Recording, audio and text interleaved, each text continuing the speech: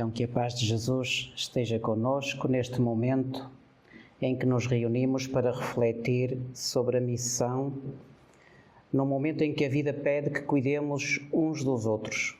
O tema de hoje é o papel do cuidador na visão espírita. Será então que cuidar de alguém em sofrimento, seja ele sofrimento físico, emocional ou mental, será que é um karma? Será que é um castigo? Ou será que é uma missão, uma oportunidade de amor? E como é que a lei de causa e efeito se manifesta nestas situações? Em primeiro lugar, será importante desvencilharmos ou desconstruir a ideia de que o cuidador se resume ao papel unilateral dos profissionais de saúde, dos enfermeiros, dos médicos, dos psicólogos, dos terapeutas. E vamos então entender e perceber esta atitude de cuidar como um gesto, um sentimento atitudinal, uma predisposição natural para se ser a favor de outra pessoa. E eu cuido sendo filho, eu cuido sendo irmão, eu cuido enquanto marido, enquanto esposa, eu cuido enquanto converso. E se olharmos este gesto, e se olharmos os nossos gestos como alguém que cuida daquele que nos escuta, sempre vamos encontrar uma forma de nos expressarmos melhor e de manifestarmos melhor aquilo que vamos aprendendo com a vida e, sobretudo, com os ensinamentos espirituais. Então vamos entender hoje o cuidado não naquela atitude técnica, naquela habilidade essencialmente profissional, mas numa atitude de alguém que se predispõe de forma natural para ser e estar ao lado do outro. Leonardo Boff hoje um filósofo, é um ex-franciscano, pela sua visão espiritualista e fora do conceito mais católico, é o termo banido da Igreja Católica ou do franciscanismo por essa atitude espiritual que ele entendia a vida. Por exemplo, defende a reencarnação e condena que a Igreja Católica ainda se feche a esse conceito que acreditou há bastantes séculos atrás. Hoje ele é filósofo, identifica-se como espiritualista e ele diz-nos uma coisa muito interessante, que é: cuidar é ser com o outro, estar disponível para o outro e com o outro, estar ao lado do outro para que a sua experiência seja menos dolorosa e menos sofrida. Cuidar, e esta parte acho lindíssima, cuidar por essência é presença, é estado. Então, assim, somos todos cuidadores de alguma forma, em alguma medida. No fundo, todos nós somos chamados a cuidar de alguém em diferentes momentos da nossa vida. Pode ser um filho pequeno, um amigo em dificuldade emocional, um animal doente, um companheiro de jornada espírita desorientado, cuidar de um filho com deficiência, de um doente com Alzheimer, por exemplo, alguém com perturbações mentais, com dificuldades físicas, uma criança que se apresente com características autistas, um jovem que se mostra excessivamente revoltado ou exageradamente fechado e depressivo. E todas estas situações exigem algo ou muito do corpo e da alma daqueles que vivem diariamente com estes desafios. Mas cuidar faz então parte da nossa vida, faz parte do nosso amadurecimento e do nosso crescimento espiritual. Mas em boa verdade é que muitos de nós, aqueles que cuidam, muitas vezes se sentem esgotados, tristes e sem apoios. Sobretudo aqueles cuidadores de longa duração, especialmente aqueles que convivem diariamente com o sofrimento físico, com o sofrimento psicológico, com o sofrimento mental de alguém. Então queremos aqui lembrar essas pessoas, essas almas nobres que estão a viver uma experiência profunda muito profunda daquilo que Jesus prescreveu como o antídoto para todos nós. Amar ao próximo como a si mesmo. E uma outra máxima de Jesus, que é: fora da caridade não há salvação. Também ela expressa no Evangelho segundo o Espiritismo, por Allan Kardec, no capítulo 15. Muitos ainda associamos a caridade apenas àquele gesto financeiro. Mas Allan Kardec, no Evangelho segundo o Espiritismo, ensina que a verdadeira caridade é benevolência. Ainda há pouco escutávamos, e o texto do Evangelho foi lido ao acaso, foi aberto ao acaso, se é que há acasos. A caridade é então benevolência para com todos, indulgência para com as imperfeições alheias e perdão das ofensas. Ora, não é isto que um cuidador pratica diariamente? Cuidar é dar sem esperar, é ouvir muitas vezes sem ser escutado, é estar presente mesmo quando as nossas forças parecem se escapar. A caridade faz parte do silêncio, da entrada na oração no quarto, naquela troca de fralda, naquele copo de água dado com paciência, naquela escuta repetida de uma história contada 1000 vezes por alguém que é cometido por uma doença como o Alzheimer. Mas também na paciência com aquela pessoa de temperamento difícil, aquele marido resingão e assim abrutalhado, aquela mulher perfeccionista, exageradamente metódica, naquele filho rebelde e desleixado, naquele irmão desprovido de espiritualidade. E assim, na hora em que nos propomos a cuidar de alguém, devemos lembrar que, apesar das circunstâncias, por mais dolorosa se apresenta a situação, nós, espíritas, devemos olhar para ver além da matéria, mesmo da matéria débil, quando estamos diante da finitude da vida, e olhar o outro como um espírito na sua trajetória evolutiva, que daquela forma está a contribuir para a nossa trajetória evolutiva também, simultaneamente. Assim, então, temos o espírito do cuidador e o espírito do cuidado. Haverá, então, algum elo de ligação espiritual entre eles? Sim, claramente que há.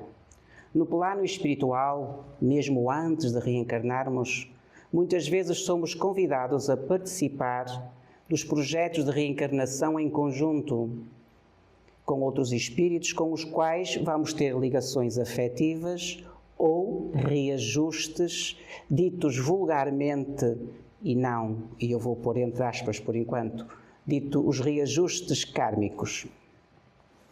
É, portanto, uma missão cuidar de alguém. Seja qual for o cenário, a doutrina esclarece-nos que nada acontece por acaso e tudo está sob a providência divina. Nos planos espirituais somos muitas vezes convidados a aceitar, outras vezes nós nos propomos da tarefa de cuidar, às vezes por necessidade de repararmos os erros do passado, mas nem sempre. Em muitos casos, trata-se de reencontros de amor, onde o espírito se oferece voluntariamente para sustentar e auxiliar o outro, e juntos crescerem e juntos evoluírem. É chamada a lei da solidariedade espiritual, que exige amor e renúncia. E às vezes é bom lembrarmos disto, porque às vezes, como vamos ver, somos nós que pedimos o desafio. Aquele desafio pelo qual nos queixamos agora, fomos nós que o pedimos para ter. Parece difícil, mas é verdade. O verdadeiro amor começa na renúncia. Esta é uma frase que resume uma obra lindíssima, já citada aqui algumas vezes, que é o livro Renúncia, e ilustra a ideia de que o amor altruísta, aquele amor que busca o bem do próximo, implica esquecer-se do eu e colocar as necessidades e o bem-estar da outra pessoa acima dos seus próprios interesses e dos seus projetos pessoais. E isto acontece muito no caso das mães, que às vezes o seu amor é tão altruísta que adiam os seus projetos para cuidar dos filhos enquanto eles precisam deles. É uma frase profundamente reveladora e lembra que cuidar exige esquecermos de nós mesmos.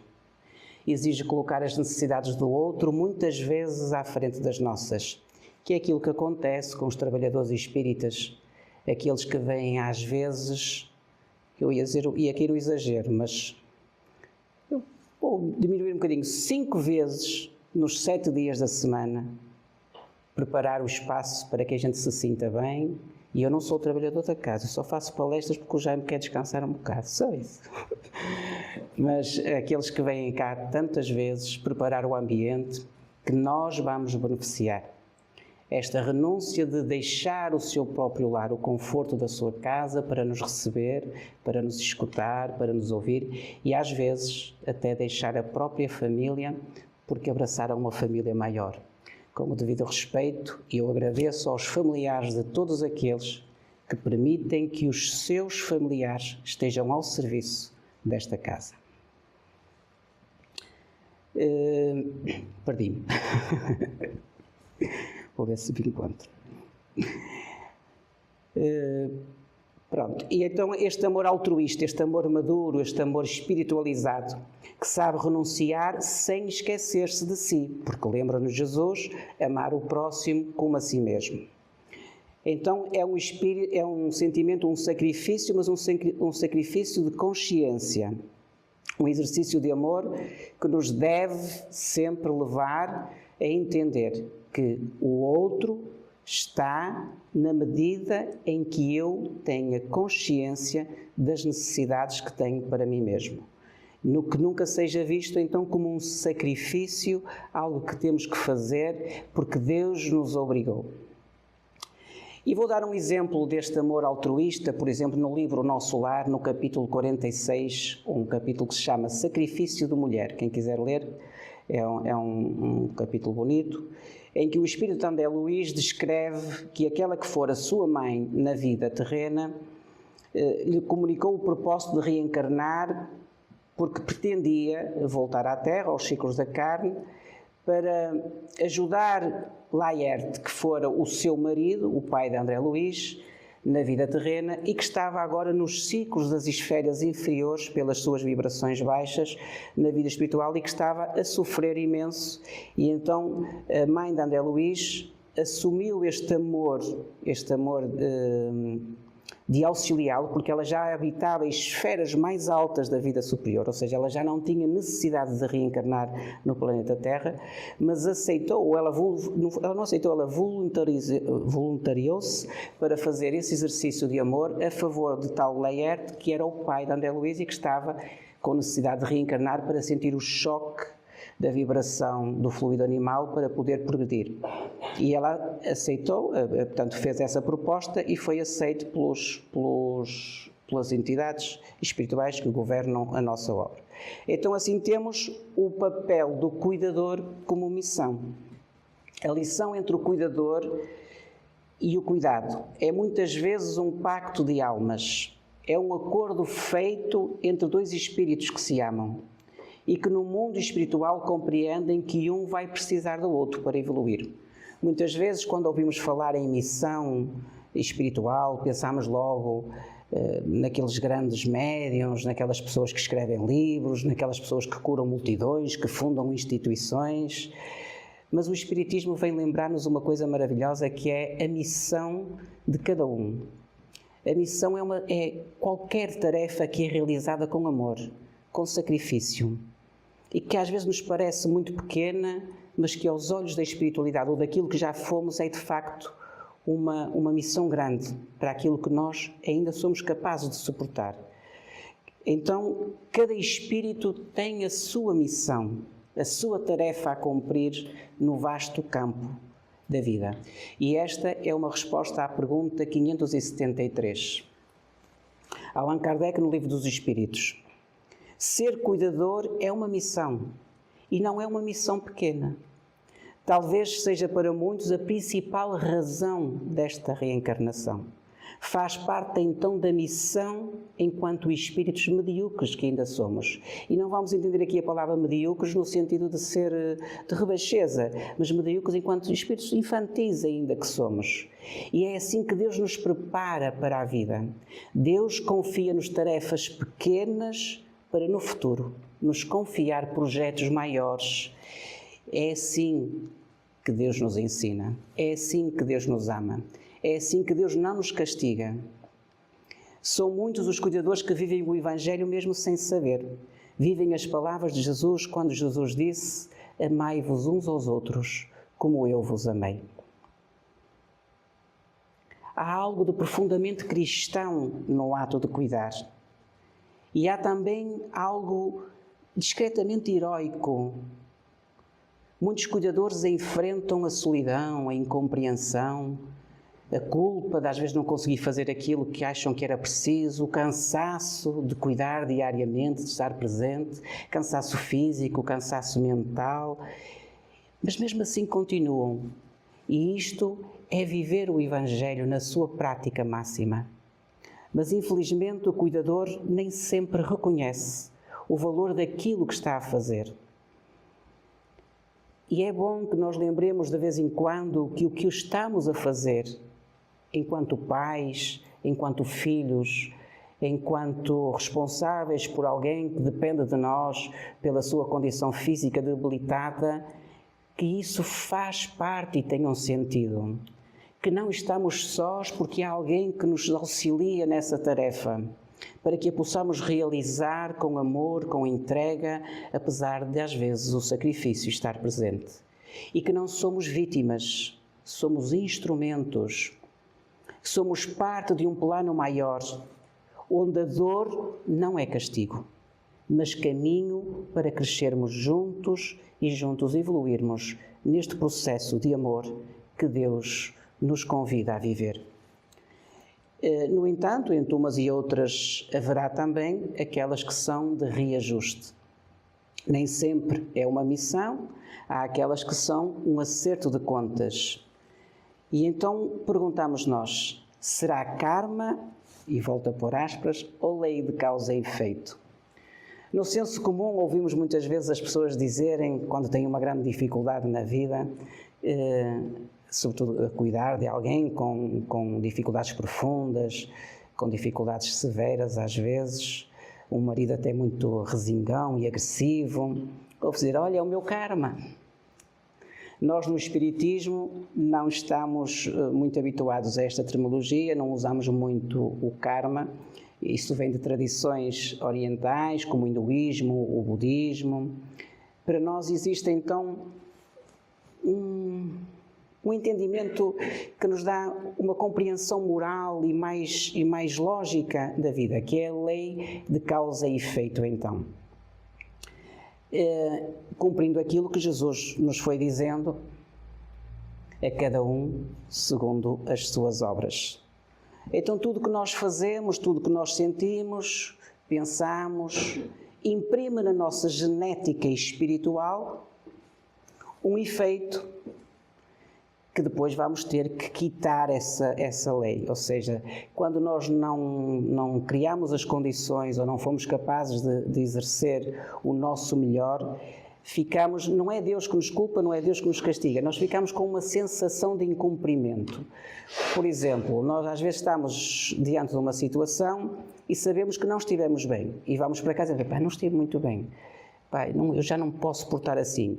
Esse peso, essa culpa leva-nos muitas vezes a partir com esse, vamos chamar remorso para a parte espiritual, e temos aquela sensação, aquele desconforto que temos que fazer alguma coisa para corrigir isso.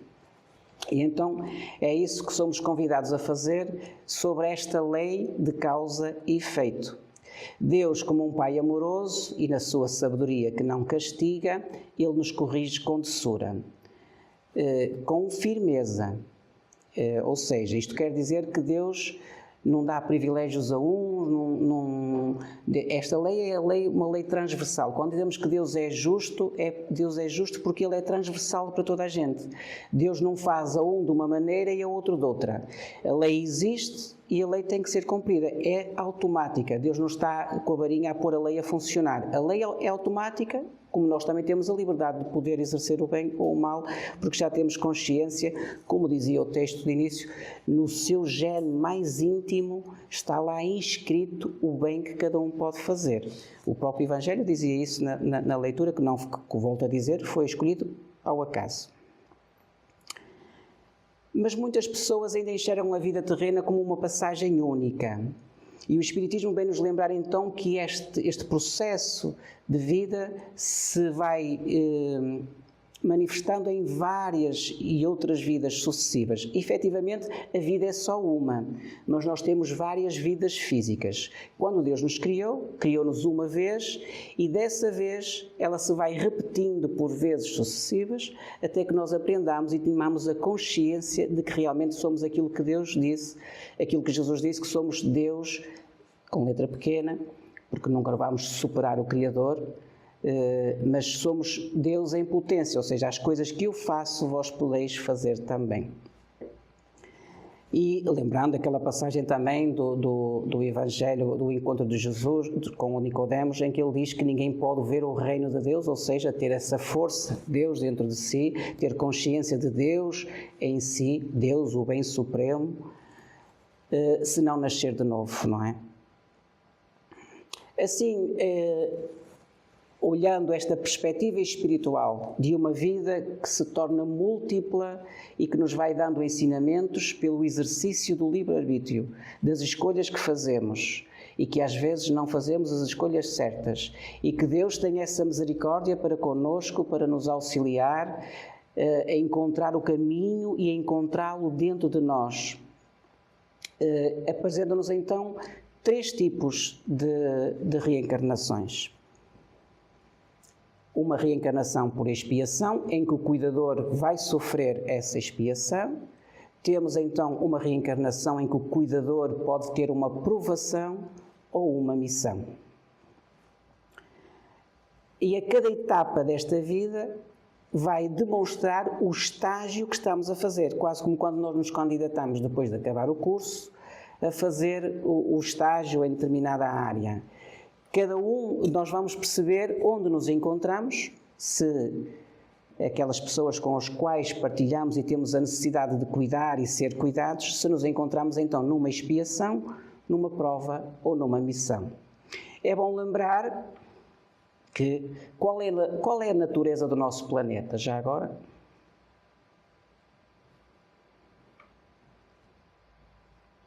Estamos no céu? Não, nós sabemos que estamos num mundo, ou nós espíritas, estamos num mundo chamado de provas e expiações. Logo por aí já temos alguma orientação. Se o mundo é de provas e expiações, as nossas reencarnações, na sua grande maioria, vão estar todas focadas mais nestas duas vertentes. Então, as dificuldades vão fazer parte do nosso mundo de provas, vão fazer parte das nossas dificuldades. Somos, na grande maioria, devedores e temos estas dificuldades para podermos ultrapassar, sobretudo, com aqueles que muito amamos, ou seja, às vezes a ingratidão, o esforço, o sacrifício é-nos pedido daqueles que a gente muito ama. Então a Terra, na sua fase atual, é um mundo de expiações e provas, mas nada acontece por acaso. Todos estamos endividados.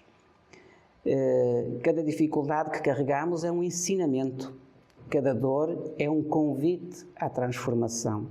E cada encontro na nossa vida pode ser uma oportunidade de crescimento. Diz-nos Emmanuel, num livro chamado Palavras de Emmanuel, cada encarnação é como se fosse um atalho nas estradas de ascensão, de crescimento. Por esse motivo, o ser humano deve amar a sua existência de lutas e de amarguras temporárias, porque ela significa uma bênção divina, quase um perdão de Deus. A cada uma revela uma fase, então, do processo onde extasiamos. E assim, na expiação, quando a gente percebe que ao cuidar de alguém estamos a fazer um sacrifício, aquilo custa-nos fazer, que às vezes até nos leva um bocadinho a queixarmos da situação, já sabemos que estamos num processo de reparação de um passado mal resolvido. O exemplo, por exemplo, uma mãe que tem que noutra vida rejeitou ou maltratou um filho, pode reencarnar agora como cuidadora de um filho com necessidades especiais, por exemplo. Não é por castigo, voltamos a lembrar, mas para resgatar, ou seja, a mãe partiu com a culpa de que não foi correta da forma como lidou com a situação quando o filho, porque o rejeitou, e não tem que ser culpada, embora a gente se sinta culpados muitas vezes daquilo que fazemos, porque às vezes não sabemos fazer mais naquela hora, é o que temos para poder fazer, mas depois vamos aprender então, lá está, e ficamos com aquela sensação que não fizemos o que devíamos ter feito, e então temos a necessidade de reencarnar. E então vem aí, por exemplo, um filho com dificuldades especiais e que vai exigir muito mais da mãe e que a mãe aceitou. Então aí temos aquilo que no livro O Céu e o Inferno, nos relatos, o livro O Céu e o Inferno relata muito de vivências, reuniões mediúnicas em que os espíritos se comunicam e eles falam muito nisto. A expiação é o remédio que limpa a ferida moral. Depois temos então a provação, reencarnações, provações, em que o cuidador é uma provação. Aqui é diferente. Na provação não há culpa, ou seja, a pessoa passa uma dificuldade, mas não sente culpa. O espírito aceita, antes de reencarnar, passar por uma situação difícil, com o objetivo de acelerar o seu progresso espiritual. Por exemplo, um espírito de forma voluntária, forte e comprometido com o bem, aceita reencarnar e cuidar de um familiar que depende dele, de certa forma depende dele. E sabe que com isso vai trabalhar em si o espírito de humildade, de compaixão, de paciência, e então aí a dor não vem por uma dívida, mas por uma proposta dele mesmo para crescer e trabalhar em si essas dificuldades. Então, quando é uma provação, é o espírito que se propõe a passar por aquelas situações para trabalhar em si as qualidades morais. É um desafio que aceita antes de reencarnar. Os grandes sofrimentos são frequentemente provas escolhidas pelo próprio espírito. E isto é em resposta à questão 258. E por fim, temos então aquela que estou eu. Mas é só hoje, só este um bocadinho, estou em missão. Estou a falar para vocês, estou em missão. Estou a brincar. Não, esta aqui é um bocadinho diferente. Aqui era aquela situação que falávamos da mãe de André Luís. Por exemplo, o espírito oferece para ajudar o outro, porque sabe que ele vai passar por dificuldades. O espírito já não precisa de reencarnar, já não tem necessidade, mas vem como auxílio para auxiliar os outros. Isto acontece muito naqueles espíritos missionários, e por isso se chama missão, como por exemplo Chico Xavier, como por exemplo o Jaime. Estou a brincar. Portanto, aqui a missão, o amor é o amor que se entrega sem pedir nada em troca, não é? Aqui, portanto, não há queixume. Quando vem em missão, sofre, mas não se importa de sofrer. E a gente às vezes diz assim, às vezes nós temos algumas pessoas que dizem assim, não sei como é que aquela pessoa aguenta. E parece que não é nada com ela. Portanto, a pessoa se calhar sente que aquilo é uma verdadeira missão, aceitou aquilo e prefere viver assim. Temos então o exemplo dos espíritos elevados, aqueles que reencarnam como pai, como mães, como crianças, que às vezes têm crianças com dificuldades grandes, mas que sabem que aquela é a missão delas e aceitam-nos de bom grado. A missão é um desempenho de um dever que ele próprio escolheu e aceita com alegria. Então vamos entender que a dificuldade é um caminho para despertar e não como um castigo. Esta é uma das grandes chaves do entendimento espírita. A dor, a dificuldade, os reveses da vida não são punição, mas um convite para despertarmos.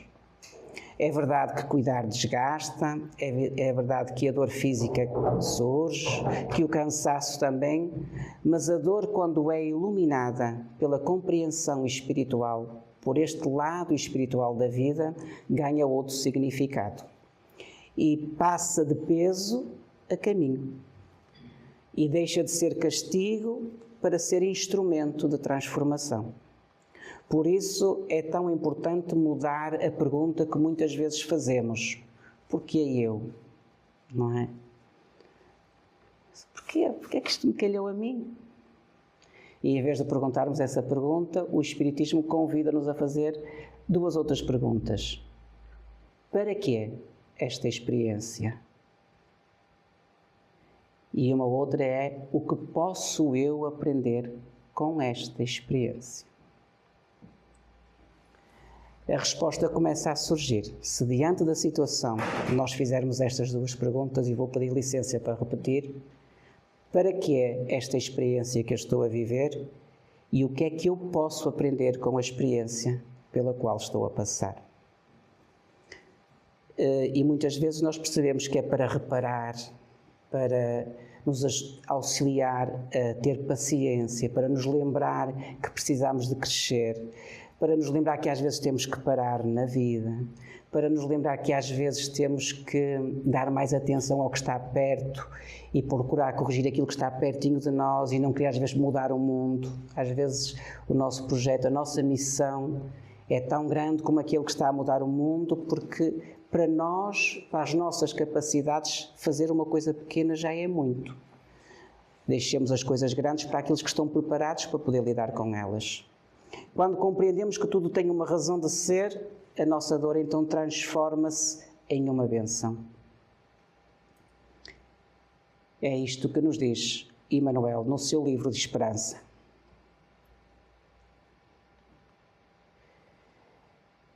E queria só aqui fazer um parêntesezinho, antes de depois fazer aqui um breve resumo e de contar uma breve história.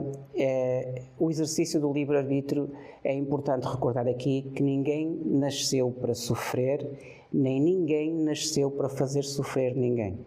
Ou seja, nós temos o livre-arbítrio para podermos escolher até onde é que nós podemos ir. Porque Deus sabe quando nós temos a necessidade e sabe onde é que nós vamos ter que desistir em algum momento da nossa vida, se é que temos que o desistir. Então, que ninguém ache que tem que estar sujeito ao sofrimento que os outros nos infligem, porque é o nosso karma, ou porque é a nossa missão, ou porque é uma expiação, ou porque eu fui muito sacana noutra vida e agora tenho que levar com esta pessoa. Que ninguém nasceu para fazer sofrer ninguém, nem ninguém nasceu para sofrer. E isto é uma das mensagens centrais do Espiritismo. Todos nós nascemos para fazer o bem, para descobrir o bem dentro de nós, e todos nós viemos para fazer o bem e para descobrir o bem nas outras pessoas. E isso também nos dizia o texto inicialmente. Portanto, temos aqui o livre-arbítrio, a liberdade de poder ser, porque nós não podemos fazer o caminho pelo outro. Imaginem, por exemplo, que o marido se empenha para que seja feliz com a sua mulher, mas a sua mulher, por qualquer razão, não enquadra e promove situações difíceis. O marido não tem que estar sujeito, porque não tem que fazer o caminho que corresponde à mulher. Porque ninguém veio para fazer sofrer, nem ninguém tem que sofrer indefinidamente. Isso é o exercício do nosso livre-arbítrio. E aquilo que não fizermos, porque lá está, o mundo pode sofrer alterações, mas não vai acabar. E Deus não nos vai destruir de maneira nenhuma. Ou seja, aquilo que não pudermos fazer nesta, tenhamos a consciência que a misericórdia de Deus nos dá uma nova oportunidade para fazermos noutra. Esta é o verdadeiro amor que Deus tem. É aquilo que qualquer pai faz com o seu filho. Um bom pai é isto que faz com o seu filho. O seu filho errou, o pai vai dar sempre uma nova oportunidade ao filho. E Deus, se nós, sendo imperfeitos, sabemos fazer assim, muito mais aquele que nos criou, o nosso Pai, que é perfeito. Em resumo, de forma sucinta, cuidar é uma predisposição natural para se ser a favor de outra pessoa e de nós mesmos. A dor de cuidar pode ter várias origens, então, ser uma expiação, uma prova ou uma missão. Não é karma, isto fica aqui um ensinamento, se alguns não sabiam, portanto, nós espíritas não usamos muito a terminologia karma, é a lei de causa e efeito, também não é castigo, é um convite ao crescimento. Se vemos que não estamos a crescer, a qualquer momento podemos esperar por uma outra oportunidade para que assim aconteça. O sofrimento só nos aprisiona se não compreendermos, portanto, quando nós não compreendemos o sofrimento, então quando o entendemos, ele torna-se libertação, ou seja, se calhar agora já conseguimos sorrir melhor para aqueles que às vezes nos causam alguma dificuldade. Tanto o cuidador como o cuidado estão a evoluir juntos. A experiência é rica em lições espirituais para ambos. Quer quem cuida, quer quem é cuidado. E então vou terminar com uma história real, verídica. Uma amiga, Helena, que na altura tinha 47 anos, quando o seu pai foi diagnosticado com uma doença de Alzheimer. Ele era um homem forte, um trabalhador, sério, carpinteiro desde jovem, educou os seus filhos com muito rigor, um homem rígido, ríspido. Era respeitado por todos na vila, mas dentro de casa raramente expressava atitudes de afeto ou gestos de carinho. E Helena, ao longo da vida, sentiu falta desse carinho. Amava o pai, mas trazia aquela mágoa silenciosa dentro dela, palavras duras da infância, ausência emocional, gestos de afeto que nunca chegaram. Quando o Alzheimer chegou, Helena sentiu-se desamparada. Aos poucos o pai deixou de reconhecer os netos, depois os filhos, por fim até a própria Helena. Começou a ter atitudes agressivas, ideias confusas, por vezes infantis. Era como cuidar de um estranho, dizia ela. E somente era ela quem estava lá. Os irmãos afastaram-se, alegaram falta de jeito, muito trabalho, e Helena suspendeu a sua vida profissional e muitas vezes a sua vida familiar. Deixou então o emprego, o convívio com os amigos, os projetos pessoais e perguntava-se: porquê eu? Porque é que eu tenho que cuidar dele se ele nunca cuidou de mim? Perguntava-se revoltada e esgotada. Durante muito tempo sentiu-se injustiçada, vítima do destino. Até que uma certa tarde, depois de uma amiga, uma vizinha, a convidar por diversas vezes para assistir a uma palestra espírita, por fim ela aceitou e disse que se mais não fosse, espalhe-se as ideias. E ao assistir à palestra, ouviu esta frase assim: às vezes Deus permite que certas doenças retirem do outro aquilo que sempre foi usado como um escudo. A razão, o orgulho, o controle, para que reste apenas o coração. E aí o amor tem finalmente espaço para se manifestar. Estas palavras tocaram profundamente. Começou então a ver o pai de outra forma, não como um fardo, mas como uma oportunidade. Um espírito que regressava agora mais vulnerável para lhe permitir curar feridas antigas. Percebeu que aquela convivência que até então lhe parecia forçada passou a trazer à tona tudo aquilo que ela precisava trabalhar em si mesmo. O ressentimento antigo, a exigência de reconhecimento, e o pai não sabia quem era, nem quem ela era, a dificuldade de perdoar sem cobrar, a dor de uma infância que ela própria nunca compreendeu. Então Helena começou a aproximar-se do pai com um olhar que já não esperava gratidão, sabia a falta de lucidez. Começou a orar com ele, mesmo que ele não entendesse nada. Passou a cantar-lhe cantigas de infância, a fazer-lhe festinhas no cabelo, a oferecer-lhe aquilo que ela própria nunca recebera. aquilo que ela dizia, carinho, atenção, ternura. Um dia, numa daquelas raras janelas de lucidez que a doença permite, aquela pequena fração de segundos que às vezes acontece, o pai olhou-lhe nos olhos, segurou-lhe na mão e disse com voz bastante fraca: desculpa e obrigado, filha. Eu sei que estás aqui porque eu sinto-te comigo. Helena chorou muito nesse dia e entendeu por fim que aquela jornada de cuidar não era um castigo, mas uma oportunidade de reconciliação entre dois espíritos que se reencontravam agora nesta vida e que, pela fragilidade da vida, aprenderam-se a amar. O pai desencarnou e Helena ficou em paz consigo mesmo. Não perdeu a ausência da dor, não deixou de sentir a saudade, mas preencheu-se de uma paz porque ela percebeu que cuidou não apenas do pai, mas da sua própria alma. Então que aquele esforço e aquele sacrifício que nós fazemos para cuidar daqueles que muitas vezes amamos e não têm ainda o entendimento nem a capacidade de entender a grandeza do nosso esforço, nunca é em vão. E que aqueles que assim procedem possam então, em Jesus, encontrar a força para levar então as suas missões, sejam elas de prova ou de expiação, a bom porto. Que Jesus nos abençoe, então, nessa missão que todos nós temos. Agradeço a vossa atenção. As referências bibliográficas estão aqui.